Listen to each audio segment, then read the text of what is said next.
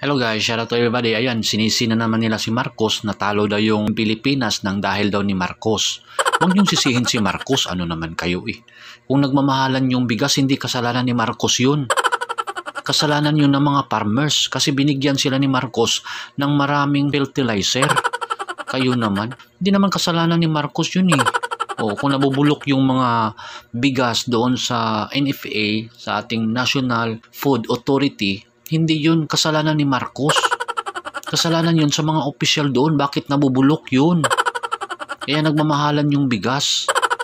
Tsaka yung liit ng sweldo at ang mahal ng mga bilihin, hindi kasalanan ni Marcos yun. Kasalanan ng duli yun. Kayo naman. Huwag nyo isisi yung si Marcos. Santo natin yan. Ginagawa natin yan ng santo. Kayo naman. Tapos yung nangangamba na yung mga Pilipino dahil araw-araw may pinatay na mga babae, na mga inosente, na mga estudyante. Paano ko yung anak ninyo, yung mga apo ninyo na papatayin na lang dito sa mga adik na naglabasan ngayon? Huwag nyo namang sisihin si Marcos doon.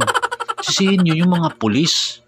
Kasi siya yung commander-in-chief, si Marcos. Yung mga pulis sisihin ninyo. Hindi naman niya kasalanan yun eh. At saka nagsasaya lang si Marcos sa Team Pilipinas. Huwag niyong sisihin. Nagmamahalan yung bigas, sisihin ninyo. Ngayon, alam nyo ba na ang laki ng kita ng Philippine Sports Commission? Billion of money, no? Under the office of the president yan. Sabihin ninyo, maraming pera si Marcos, i-deposito naman niya yan.